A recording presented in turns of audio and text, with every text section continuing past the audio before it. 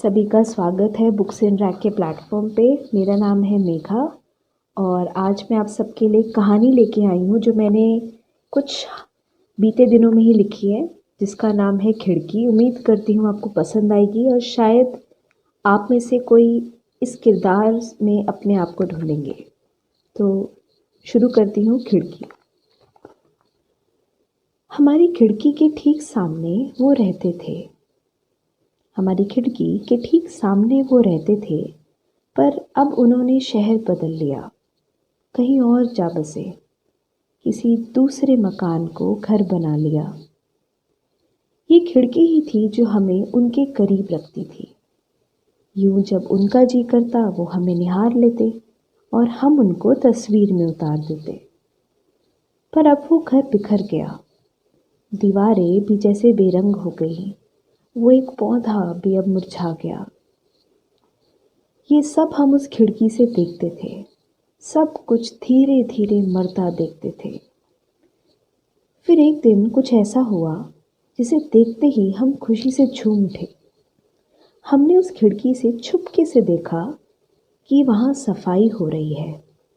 बरसों की धूल आज हटाई जा रही है, दीवारों के जाले उतर रहे थे और कमरे में एक दिया जलाया जा रहा था। हमें पूरा यकीन था कि वो आएंगे, आखिर हमारे बिना रह ही कहाँ पाएंगे। देखा, आखिर हमारी चाहत ने मजबूर कर ही दिया उन्हें। हमने सोचा उस आदमी से जाके पूछे कि कहीं सांप तो नहीं आ रहे।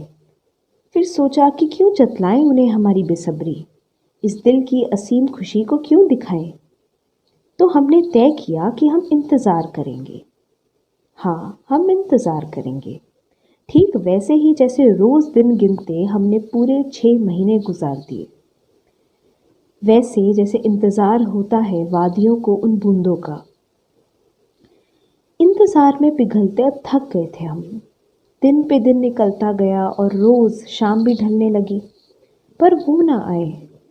अब हमने तय कर ही लिया कि जाके पता करते हैं आखिर मसला क्या है। अगली शाम जब वहाँ रहने वाले उस आदमी ने दिए की लौ जलाई, हम झट से नीचे गए और दरवाजे की घंटी बजा दी, मानो जैसे कोई तूफान छू के गुजरा हो। वो पहली बरसात और हमारी घंटों रातों की बातें एक पल में याद आ गई।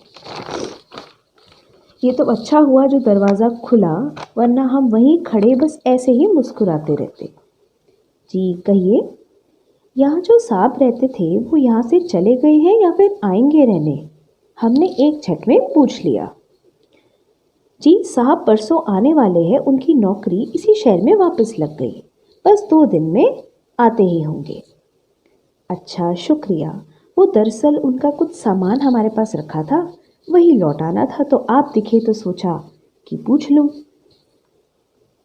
आज मानो ऐसा लगा जैसे हमारी मोहब्बत में बरकत थी, जैसे दुआएं सारी आज ही मुकम्मल हुई। वक्त ज़ाया न करे हम वापस लौटे और उसी खिड़की के सामने जाके बैठ गए। हम फिर बेवजह मुस्कुराने लगे। परसों ईद है, हम उनके लिए सजेंगे, उसी सुर्ख लाल रंग की साड़ी में जो पिछली ईद पे उन्होंने हमें देते हुए कहा था, लाल रंग बहुत खिलता है तुम पे। शाम के 7 बज रहे थे। हम चांदनी बन अपने चांद का इंतजार कर रहे थे कि इतने में हमारे ख्याल टूटे एक आवाज से। सामने एक सफेद रंग की गाड़ी। हम खिड़की से झांकने लगे ताकि वो आज भी हमें उसी खिड़की से ही देखे। इतनी ही देर में हमने देखा कि गाड़ी सीधा घर के अंदर पार्क हुई और हम उन्हें देख ना पाए। फिर चंद मिनटों बाद खिड़की के सामने वाले कमरे की बत्ती जली, पर उस पर्दे ने हमें उन्हें देखने से रोक रखा था। इंतजार कर ही रहे थे कि इतने में पर्दे पर एक परछाई पड़ी। हम खुश हो गए, पर परछाई 2 लोगों की थी। एक से तो हम वाकिफ थे और दूसरे से अनजान।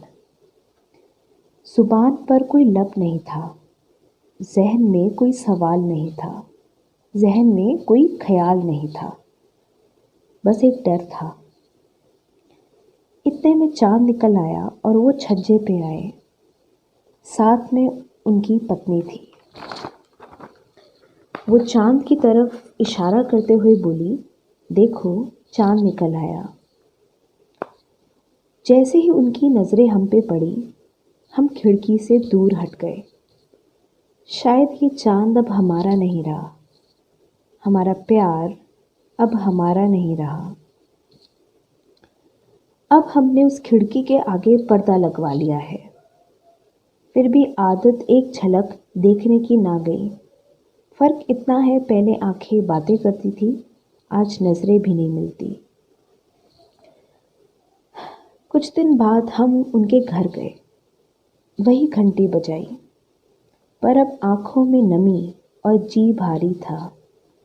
कोई उम्मीद दिल में अब बाकी नहीं थी। दरवाज़ा उन्होंने खोला, हमने नज़रें झुकाई, नमी छुपाई, लौटाते हुए वो साड़ी हम बोल के चलने लगे।